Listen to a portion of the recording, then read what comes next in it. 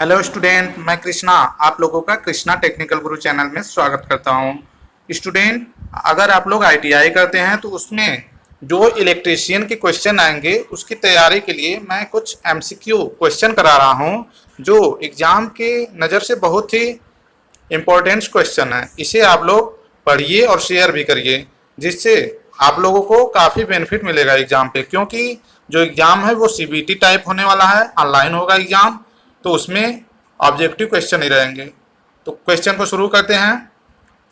1 kilogram प्राकृतिक uranium जो होता है वो किसके बराबर ऊर्जा देता है? तो ये यूरेनियम का जो यूज है वो पावर प्लांट में यूज करते हैं, तो इसका आंसर है 10 किलोग्राम कोयला। अगर हम थर्मल पावर प्लांट में 10 किलोग्राम कोयला को जलाते हैं तो उससे जितनी ऊर्जा मिलेगी उतना अगर हम 1 किलोग्राम यूरेनियम जलाएंगे तो उससे हमें एनर्जी मिलेगी। अब आते हैं नेक्स्ट क्वेश्चन पे। डीसी मशीन का योग किस चीज़ का बना होता है? तो जो डीसी मशीन होती है, योग हम किसे कहते हैं? योग जो होता है, कोई मशीन होती है जो उसकी बाहरी ढांचा होती है उसे हम योग कहते हैं। तो वो बना होता है आपका कास्ट आयरन से। अब आते हैं नेक्स्ट क्वेश्चन। एक 220 वोल्ट डीसी मोटर में 0.2 का आर्मेचर प्रतिरोध है और 215 वोल्ट का बैक ईएमएफ है, तो इसमें कितनी धारा बह रही है? तो इसको फार्मूला से सॉल्व करेंगे। इसका आंसर आएगा आपको 25 एम्पियर। नेक्स्ट क्वेश्चन आते हैं। उच्चतम दक्षता प्राप्त करने के लिए डीसी जनित्र जो है उसमें ब्रश को रखना चाहिए, तो उसको चुंबकीय उदासीन अक्ष पे ही रखना चाहिए, जिससे हमें हाईएस्ट इफिशियंसी प्राप्त हो। आते हैं हम नेक्स्ट क्वेश्चन। कम दक्षता वाली डीसी मशीन की योग किसकी बनाई जाती है? तो योग मतलब होता है मशीन का ढांचा, तो वो बनाया जाता है कास्ट आयरन से। नेक्स्ट क्वेश्चन आते हैं। पैरामीटर स्टार डेल्टा संयोजन में प्राइमरी फेज वोल्टेज कितना होता है? तो इस हम फार्मूले से निकाल सकते हैं कि जो स्टार में होता है हम एक शॉर्ट फार्मूले से भी निकाल सकते हैं कि जो हमें पैरामीटर मतलब ट्रांसफार्मर जो होता है VL जो होता है, तो अगर स्टार में पूछेगा तो 3 से हम डिवाइड कर देंगे। अब नेक्स्ट क्वेश्चन हम आते हैं। प्राइमरी परिपथ की 100 से 200 एम्पियर विद्युत धारा को केवल 1-2 एम्पियर विद्युत धारा परिवर्तित करने के लिए किसका उपयोग किया जाता है? तो ये होता है आपका CT करेंट ट्रांसफार्मर, धारा पैरामीटर होता है।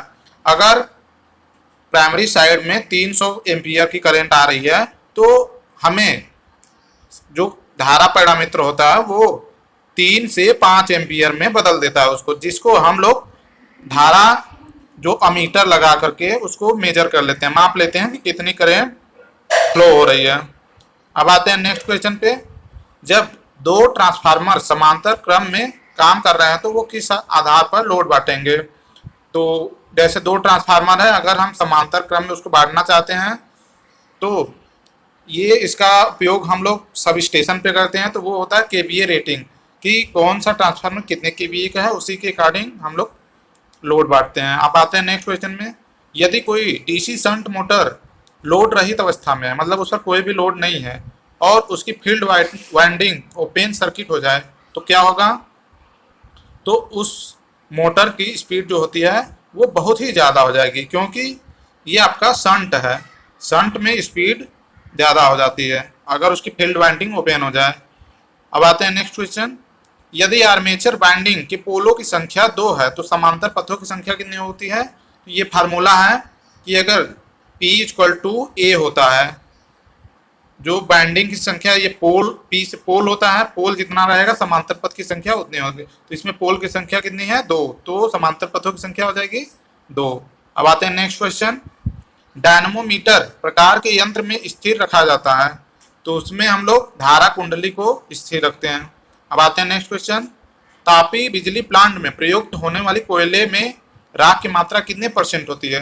जो थर्मल पावर प्लांट होती है तो उसको चलाने के लिए क्या यूज किया जाता है? जैसे ये पावर प्लांट हो गया, इसके लिए हम लोग कोयला यूज करते हैं थर्मल पावर प्लांट के लिए। तो कोयला जलेगा तो उससे क्या होता है, पहले जो वाटर होता है वाटर को गर्म किया जाता है, तो उससे जो भाप निकलेगी, भाप में इतना प्रेशर होता है कि वो टरबाइन को चलाता है, जिससे हमें विद्युत प्राप्त होती है। तो कोयला जलेगा तो बेसिक सी बात है राख पैदा होगा, तो वो राख जो होता है 20% होता है। अब आते हैं नेक्स्ट क्वेश्चन पे। रिले का मुख्य कार्य क्या होता है? तो रिले का मुख्य कार्य होता है कहीं भी फॉल्ट होता है उसको ढूंढने का काम करता है।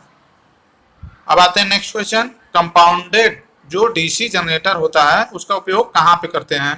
तो वो होता है इलेक्ट्रोप्लेटिंग। इलेक्ट्रोप्लेटिंग क्या होता है? जैसे अगर कोई धातु है, जैसे कोई रिंग हो गया, अब रिंग पे हमें सोने की परत चढ़ानी है तो हम लोग इलेक्ट्रोप्लेटिंग कराएंगे वहां पे। अब आते हैं नेक्स्ट क्वेश्चन। नमी सोखने के बाद सिलिका जल का रंग कैसा हो जाता है? तो ये हो जाता है गुलाबी रंग का हो जाता है। इसमें नीला भी दिया है, तो बेसिकली से क्या होता है, वो पहले डार्क होता है, धीरे धीरे नीला होते होते गुलाबी हो जाता है एकदम। अब आते हैं नेक्स्ट क्वेश्चन पे। यदि किसी कार्यरत डीसी सीरीज मोटर की फील्ड वाइंडिंग अचानक ओपन सर्किट हो जाए, सीरीज मोटर है तो इसको हम लोग देख सकते हैं, ये जैसे वो हो गया, अब इसकी बाइंडिंग है, अगर ये चल रही है, ये अगर फील्ड वाइंडिंग यहाँ से ओपन हो जाए तो ये सप्लाई जाएगा नहीं, और तो क्या होगा, मोटर नहीं चलेगा, तो यहाँ पे मोटर रुक जाएगी। अब नेक्स्ट क्वेश्चन पे आते हैं।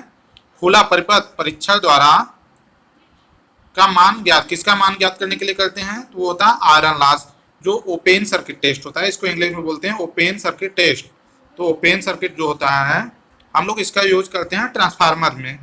तो ट्रांसफार्मर में अगर ओपन सर्किट टेस्ट है तो उसमें आयरन लॉसेज को टेस्ट चेक करने के लिए किया जाता है, लेकिन यहीं अगर क्लोज बंद परिपथ परीक्षण हो जाएगा तो वो होता है कॉपर लॉस के लिए। नेक्स्ट क्वेश्चन आते हैं। थर्मिस्टर का प्रतिरोध तापमान वृद्धि से घटता है, जैसे अगर थर्मिस्टर का प्रतिरोध जितना तापमान बढ़ाएंगे उसी के अकॉर्डिंग घटता है, इनवर्सली होता है। आते हैं नेक्स्ट क्वेश्चन। किसी थर्मल पावर प्लांट की दक्षता कितनी होती है? तो वो 35% होती है। अब आते हैं नेक्स्ट क्वेश्चन। वैद्युत मापक यंत्रों की कंपनी के निर्माण के लिए सबसे उपयुक्त धातु कौन सी होती है? तो वो होती है आपके फास्फर ब्रांज होती है, फास्फर ब्रांज होती है। अब आते हैं नेक्स्ट क्वेश्चन। एक लंबे शंट कंपाउंड जनरेटर में निर्मित वोल्टेज 400 वोल्ट है, फील्ड शंट रेजिस्टेंस 80 ओम है, शंट फील्ड करंट कितना होगा? तो वो कैलकुलेट करने के बाद आपका आएगा 5 एम्पियर। नेक्स्ट क्वेश्चन आते हैं। डीसी जनरेटर की रेटिंग की जाती है किसमें? वो किलोवाट में की जाती है। अब आते हैं नेक्स्ट क्वेश्चन। पीक भार संयंत्र कार्यरत होते हैं तो वो होते हैं निम्न लोड गुणक पर। अब आते हैं नेक्स्ट क्वेश्चन। लिफ्ट में कौन सा मोटर को लगाया जाता है? तो लिफ्ट में होता है डीसी सीरीज मोटर, क्योंकि उसका टार्क बहुत ज़्यादा होता है। ट्रांसफार्मर की दक्षता जो होती है वो कितनी होती है? तो वो 95% से 98% तक होती है। ये सब क्वेश्चन बहुत ही इंपॉर्टेंट है, ये चाहे आप ITI कर रहे हैं, चाहे CTI कर रहे हैं, चाहे UPPCL TG2 का एग्जाम दे रहे हैं, उसमें भी ये सभी क्वेश्चन काफ़ी इंपॉर्टेंट है, तो आप लोग इसको सॉल्व करिए। अब नेक्स्ट क्वेश्चन पे आते हैं। किसी जनित्र में लैप वाइंडिंग स्थापित करने का कारण क्या होता है? तो उसमें हमें अधिक करंट व कम वोल्टेज प्राप्त करना होता है, इसलिए हम लोग लैप वाइंडिंग करते हैं। अब नेक्स्ट क्वेश्चन आते हैं। अक्ष के परितः मोड़ने या मड़ोड़ने पर बल आघूर्ण को कहा जाता है? तो वो उसको क्या कहते हैं? टार्क। अब आते हैं नेक्स्ट क्वेश्चन। गीजर में फ्यूज बार बार उड़ रहा है तो इसका कारण क्या होगा? गीजर होता है, जैसे हम लोग बाथरूम में पानी गर्म करने के लिए गीजर का उपयोग करते हैं, तो अगर बार बार फ्यूज उड़ रहा है तो हीटिंग एलिमेंट का सतह से टच हो जाएगा, वो अगर वो पानी से या कहीं उसके फेस से टच हो जाएगा तो उसका फ्यूज बार बार उड़ जाएगा, क्योंकि लोड ज़्यादा बताएगा। अब इसमें नेक्स्ट क्वेश्चन आते हैं। कॉमन बेस ट्रांजिस्टर विन्यास का करंट गेन क्या होता है? तो वो होता है 0.95। अब आते हैं नेक्स्ट क्वेश्चन। डीसी जनित्र की दक्षता कितनी होती है? तो वो होती है 85% से 95%। नेक्स्ट क्वेश्चन आते हैं। जर्मेनियम डायोड की डिप्लेशन लेयर के समांतर वोल्टेज 0.3 वोल्टेज होती है। जर्मेनियम जो डायोड होता है उसका डिप्लेशन लेयर जो होता है वो 0.3 वोल्ट होता है, और अगर सिलिकॉन डायोड होगा तो उसमें होगा 0.7 वोल्ट। डीसी शंट मोटर का उपयोग नीचे लिखे निम्न प्रयोगों में से किसमें होता है? तो इसका उपयोग मशीन उपकरण ड्राइव के लिए उपयोग करते हैं। अब आते हैं नेक्स्ट क्वेश्चन। एक ईंधन सेल ऊर्जा को विद्युत ऊर्जा में परिवर्तित, किस ऊर्जा को किस ऊर्जा में परिवर्तित करती है? तो होता है रासायनिक ऊर्जा को इलेक्ट्रिक एनर्जी में चेंज करती है। अब आते हैं नेक्स्ट क्वेश्चन, डीसी मोटर का बैक ईएमएफ की गणना करने के लिए कौन सा सूत्र प्रयोग किया जाता है? तो होता है EB = V - IA/RA। यहाँ पे EB जो होता है वो बैक ईएमएफ होता है, V जो होता है वो वोल्टेज होता है, और IA जो होता है वो आर्मेचर करंट होता है, और RA जो होता है वो आर्मेचर रेजिस्टेंस होता है। अब नेक्स्ट क्वेश्चन आते हैं, कौन सा नियम डीसी मोटर में कंडक्टर की गति की दिशा की पहचान करने के लिए लागू किया जाता है? तो इसका आंसर है फ्लेमिंग बाएं हाथ का नियम के लिए। आप लोग ये याद करिए कि अगर मोटर है तो लेफ्ट हैंड का यूज करेंगे फ्लेमिंग, और अगर जनरेटर हो जाएगा तो राइट हैंड का यूज करेंगे। अब आते हैं नेक्स्ट क्वेश्चन पे, HRC फ्यूज के फ्यूजिंग का कारक क्या है? वो होता है फ्यूजिंग कारक, उसका होता है फ्यूजिंग फैक्टर 1.1। फैक्टर जो होता है उसका मात्रक नहीं होता है। यहाँ पे एक विद्युत हीटर 250 वोल्ट 1500 वाट तथा 500 डिग्री सेंटीग्रेड पर कार्य कर रहा है, तो हीटिंग एलिमेंट में धारा तथा प्रतिरोध की गणना कितना होगा? तो जो है करेंट होगा 6 एम्पियर होगा, और रेजिस्टेंस जो होगा वो 41.66 ओम होगा। रेजिस्टेंस को हमेशा ओम में मेजर करते हैं। अब आते हैं नेक्स्ट क्वेश्चन, सुरक्षा युक्ति किसी उपकरण को किसके विरुद्ध सुरक्षा प्रदान करती है? तो अगर ओवरलोड होगा, शॉर्ट सर्किट हो जाएगा, अगर आपको इलेक्ट्रिक शॉक लग रहा है, झटका लग रहा है, उसके लिए ये सुरक्षा उपयुक्त होती है। नेक्स्ट क्वेश्चन आते हैं, भारत में ऑपरेटिंग आवृत्ति कितनी होती है? तो वो होती है 50 हर्ट्ज। विदेशों में क्या होती है? वो 60 हर्ट्ज होती है। तो जो 60 हर्ट्ज वहाँ होती है, हम लोग क्या करते हैं, जो वोल्टेज होता है वो 220 वोल्ट पे यूज करते हैं, लेकिन जो विदेशों में होता है वो 60 हर्ट्ज और 110 वोल्ट पे यूज करते हैं। और हम अब आते हैं नेक्स्ट क्वेश्चन, विद्युत हीटर की कनेक्टिंग लीड में किस पदार्थ का इंसुलेटिंग सामग्री प्रयोग किया जाता है? मतलब ऐसा कौन सा पदार्थ प्रयोग किया जाता है? तो होता है पोर्सिलीन पदार्थ इंसुलेटर के रूप में।